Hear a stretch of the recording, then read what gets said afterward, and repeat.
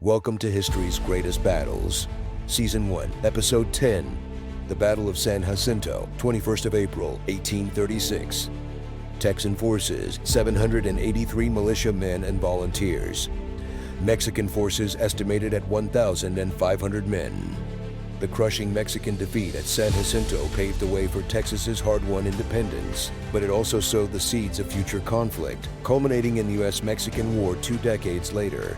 The annexation of Texas by the United States marked the first official expansion into the vast and untamed lands of western North America, territory that would become the epicenter of a fierce and divisive controversy over slavery.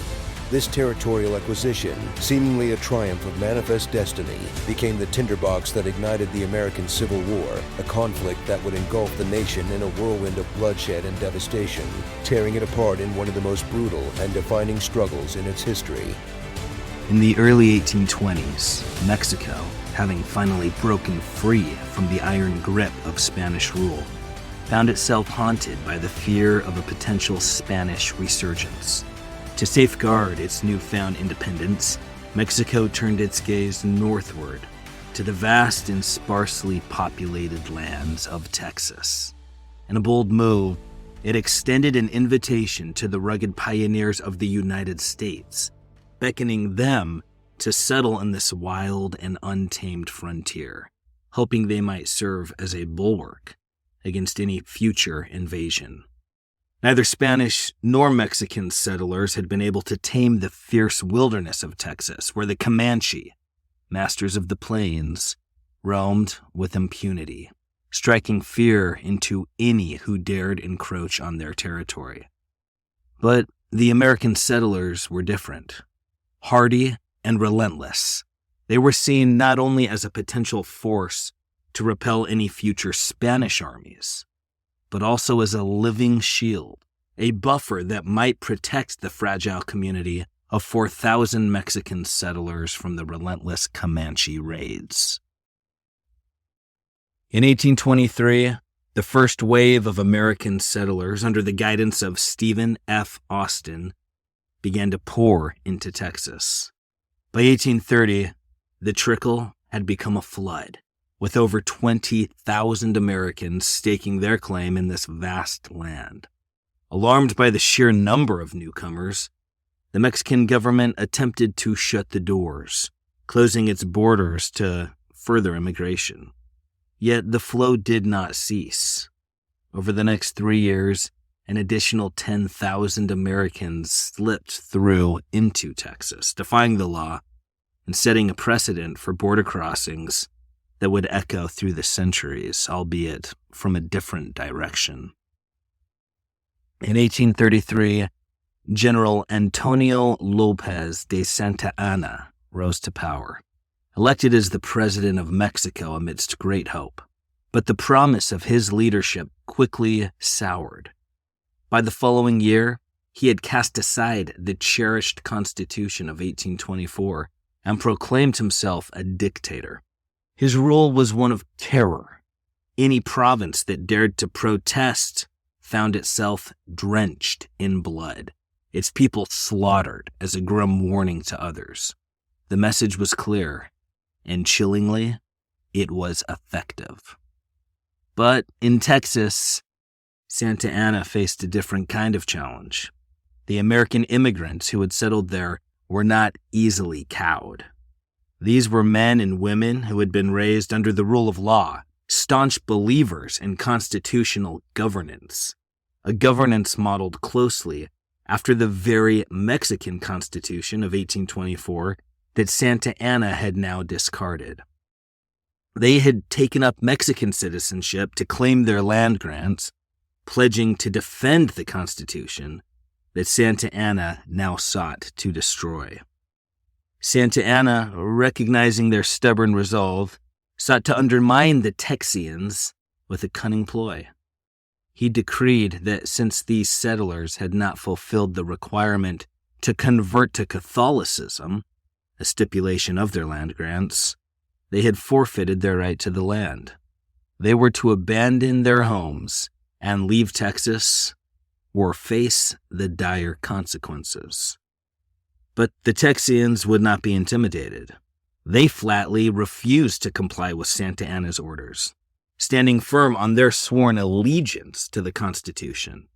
Enraged by their defiance, Santa Anna declared them rebels, vowing to crush them with the same ruthless force he had unleashed on other provinces that dared challenge his rule. As Mexican forces surged into Texas in late 1835, they quickly discovered that imposing Santa Anna's will on the Texians would not be an easy task. The Texians met them with fierce resistance, forcing the Mexican troops to retreat at the Battle of Gonzales in October. By December, the tide had turned decisively, and the Mexican army lost control of San Antonio, the key town in the region. A small contingent of about 150 Texians hunkered down in San Antonio, bracing for the inevitable onslaught that winter would bring. Meanwhile, the Texians had taken their first steps towards self-governance, electing a provisional government and appointing the battle-hardened Sam Houston as their army commander. Houston, a towering figure who had only recently arrived from the United States, was not only a skilled leader, but also a trusted confidant of U.S. President Andrew Jackson, a connection that would soon prove invaluable. Seeking to consolidate his forces, Houston dispatched the young and zealous William Travis, just 26 years old, to San Antonio with orders to bring the garrison back to join the growing Texian army. But once Travis arrived, alongside the legendary frontiersman Jim Bowie, the two men made a fateful decision. Instead of retreating, they chose to make a stand, determined to defend a crumbling mission known as the Alamo against all odds. In truth, the Alamo was a hopeless position, its vast perimeter impossible to defend with so few men. When Santa Anna arrived in late February 1836, leading an army of 4,000 to 6,000 seasoned soldiers, the outcome seemed inevitable. The 13-day siege that followed was a harrowing ordeal, culminating in a massacre that would forever etch the Alamo into the annals of history. After the Alamo fell on March 6th, Santa Anna, emboldened by his bloody victory, turned his sights westward. He marched through the Texas countryside, leaving a trail of terror in his wake as he hunted for Houston's elusive Army of Texas. In a chilling echo of the Alamo, a second column of Mexican troops, operating southeast of Santa Anna's main force, encircled and mercilessly slaughtered nearly 400 men under the command of James Fanning outside the mission at Goliad. A few managed to escape the carnage, bringing the grim news to Houston's camp, where it only fueled the growing resolve to fight. Houston, ever the strategist, devised a plan to withdraw eastward, surrendering land in exchange for precious time. He knew that only by building and training his army could he hope to stand against Santa Anna's might. Through March and into early April, Santa Anna pursued him relentlessly. But Houston's retreat remained just out of reach, frustrating the Mexican general's attempts to force a decisive battle. But in mid-April, the tide began to turn. Houston received word that Santa Anna, confident in his superiority, had made a critical error. He had detached himself from his main army, leading a smaller contingent of just over 1,000 men to scout ahead for opportunities, leaving the bulk of his forces behind. When Houston learned of this bold yet reckless maneuver and pinpointed Santa Anna's location, he seized the moment. He knew this was the opportunity he had been waiting for, the chance to strike a decisive blow. On April 19th, Houston made his move. He secured a camp for his supplies and the sick, then set out with just under 800 determined men.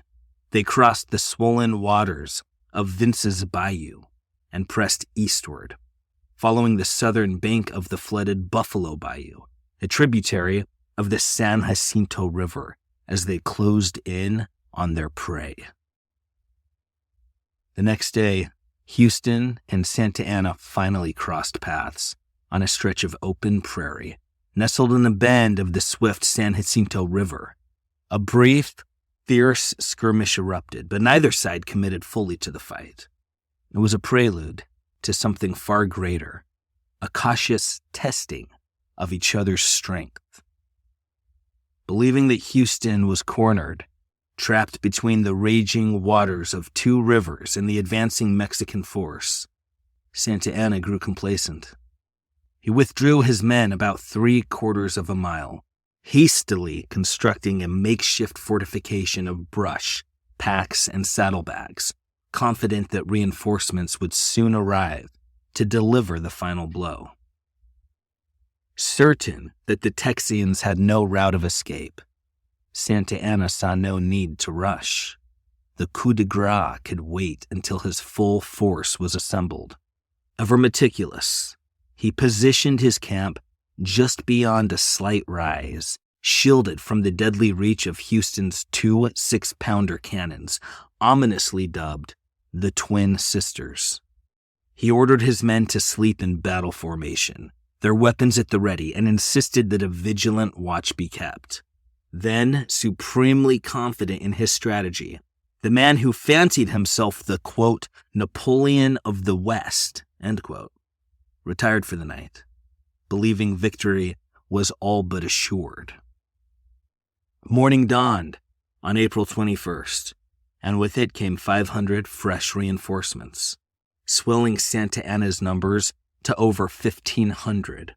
His confidence soared, outnumbering Houston's ragtag force nearly 2-1, and secure in a defensible position, Santa Anna believed that victory was within his grasp. Content to let his men rest, he ordered them to stand down, then retreated to his own tent for an afternoon siesta. His officers, equally confident, lounged under the shade of trees, sipping champagne and drifting in and out of sleep. By 4 p.m, the Mexican camp had fallen into a deep, unsuspecting silence. In stark contrast, the Texian encampment buzzed with furious, though hushed, activity.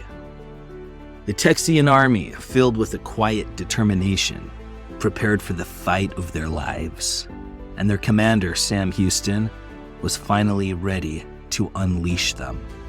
In a move known only to a few, Houston had sent the legendary scout, Deaf Smith, along with 6 others, to destroy Vince's Bridge, the sole crossing over Vince's Bayou, and the only practical route to their position. This act was a masterstroke, designed to prevent any further reinforcements from reaching Santa Anna, but it also sealed the Texians' fate. There would be no retreat, no way out. The Texian soldiers had often rallied around the defiant cry of victory or death, a phrase boldly embroidered on their lone battle flag. But with the destruction of Vince's Bridge, these words were no longer just a slogan. They were a stark, grim reality, a destiny now inescapable as the bridge's remains sank into the swirling waters below. By 3 p.m., the ragged soldiers of the Texian army, 783 men strong, weary and battle-worn, began to assemble on the prairie. They formed a line 2 ranks deep, stretching over 900 yards. At the center, their white and blue battle flag fluttered defiantly in the breeze, and beside it, astride his horse, was General Sam Houston, the man who would lead them into the fire. At 4 p.m., Houston slowly trotted out before his men, ensuring that every soldier in the line could see him. He offered no grand speech, no rousing words.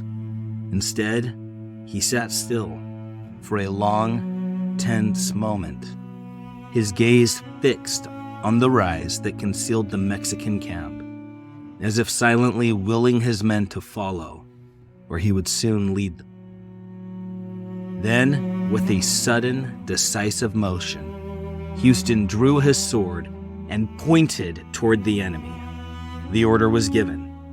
In deadly silence, the Texian line began its advance, rifles leveled, while the twin sisters' cannons were heaved up the slope by men gritting their teeth through whispered curses.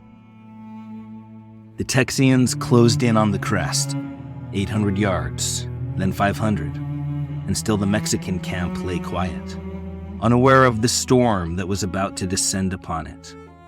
Incredibly, Santa Anna, in a monumental blunder that would go down as one of the most disastrous in military history, had failed to post pickets or scouts to guard his position.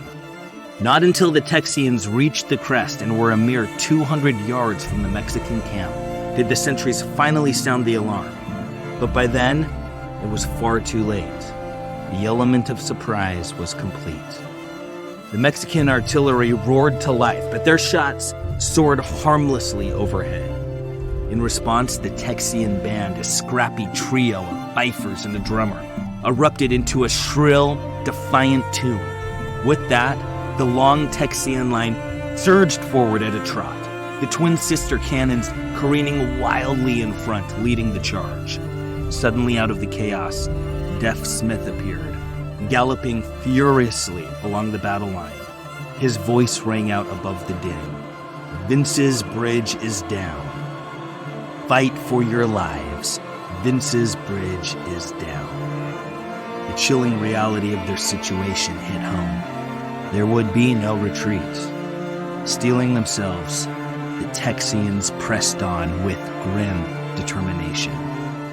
Then, when they were just 80 yards from the enemy, it came.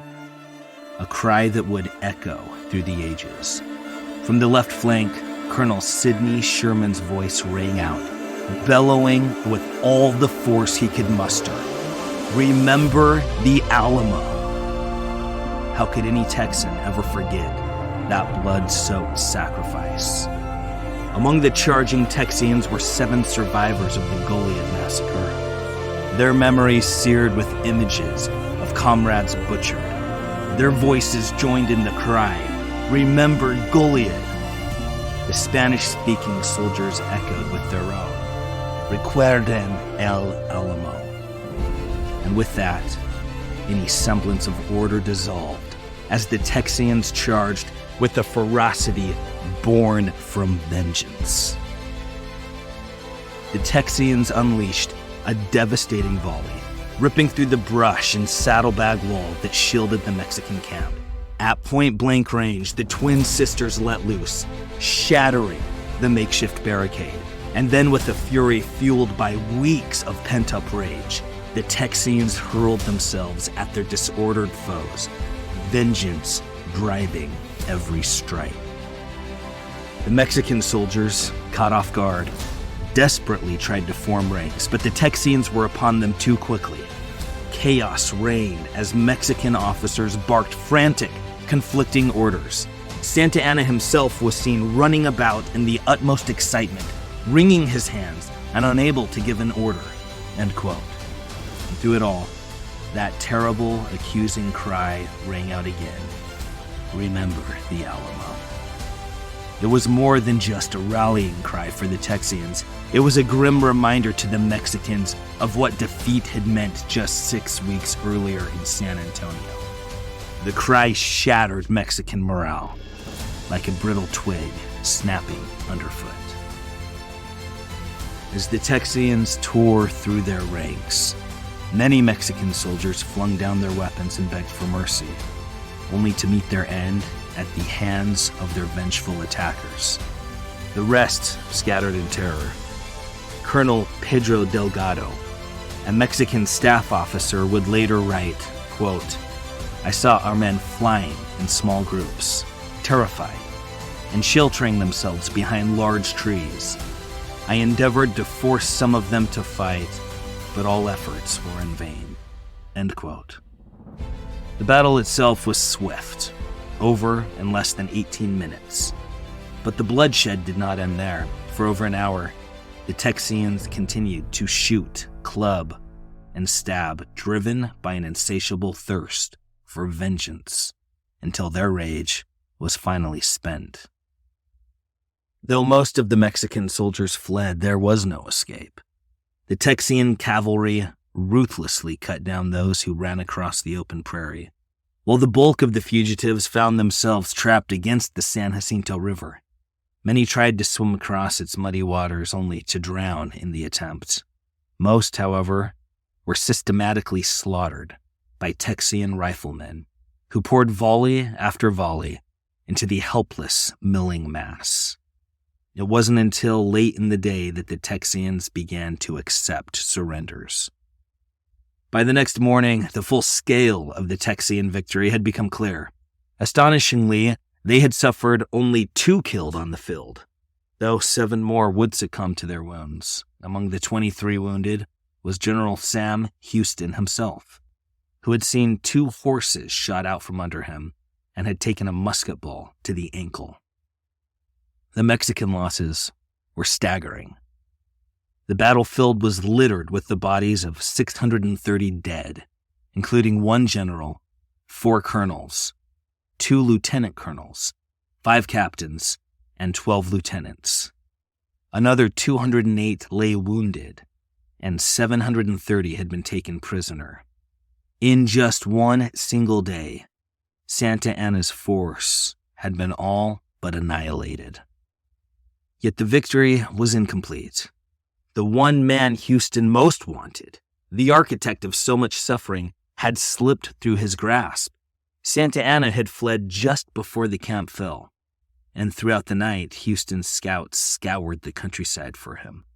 Houston knew that unless Santa Anna himself was captured, this great victory might be in vain, for the Mexican army still outnumbered his forces, 4-1. On April 22nd, a Texian patrol brought in a dusty, disheveled man they assumed was just another lowly Mexican private. But as he was placed among the other prisoners, some soldiers, recognizing him, blurted out, "Estes es el presidente." To their astonishment, it was indeed General Santa Anna, the president of Mexico himself, now a prisoner of the very men he had sought to crush. At that moment, Houston was resting under an oak tree, grumbling over his wounded ankle, but when he looked up and saw a prisoner being brought before him, surrounded by what seemed to be half the camp, his mood lifted considerably. Though most of the Texian soldiers were eager to see Santa Anna swinging from the nearest tree, Houston understood that such a fate would be counterproductive. A dead man's signature on a treaty recognizing Texas's independence would be worthless. Instead, Houston had Santa Anna escorted to the provisional government to negotiate a treaty. Within a month, Santa Anna signed an agreement with the newly declared Republic of Texas, ending hostilities and withdrawing the Mexican army south of the Rio Grande. Texas had won its independence, and the men of the Alamo and Goliad were avenged. In just 18 minutes, Mexico had lost a territory larger than the nations of Germany or France. This victory set into motion events that within 12 years would cost Mexico a third of its sovereign land and propel the United States from sea to shining sea. Rarely in the annals of military history has so much been accomplished in so little time. Eager to solidify their hard-won freedom, the Texans swiftly applied for statehood. But the U.S. Congress, wary of the political storm brewing over slavery, rejected their application. Northern congressmen knew that Texas would enter the Union as a slave state, a prospect that in 1836 was fraught with explosive implications. Thus, Texas spent the next 9 years as an independent republic, forging its own path and establishing diplomatic relations with the United States, Britain, France, and other European powers.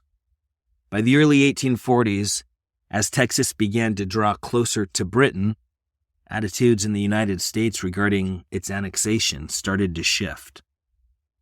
When James K. Polk won the presidency in November 1844 on a platform promising to annex Texas, Northern Whigs, knowing their days of influence were outnumbered, struck a deal. By 1845, Texas was admitted to the Union, fulfilling Polk's campaign pledge. However, the issue of Texas's borders soon sparked conflict. Santa Anna's Treaty had granted Texas the Rio Grande as its boundary from mouth to source. But the Mexican government, rejecting this agreement, insisted the border lay much farther north at the Nueces River. This dispute eventually ignited the U.S.-Mexican War in 1846. The annexation of Texas by the United States and the bloody conflict that ensued did more than just fuel the existing tensions over slavery. It was the spark that ignited a nation already doused in the volatile rhetoric of states' rights. The South clung to the belief that slavery was not just an economic necessity, but a sacred right, while the North saw the institution as a moral abomination that must be eradicated. This fundamental clash of ideals carved a widening chasm between North and South, a chasm that, in 1861, exploded into the cataclysm of civil war. What followed was 4 years of unimaginable carnage, where brother turned against brother, and the land was soaked in the blood of over 600,000 souls.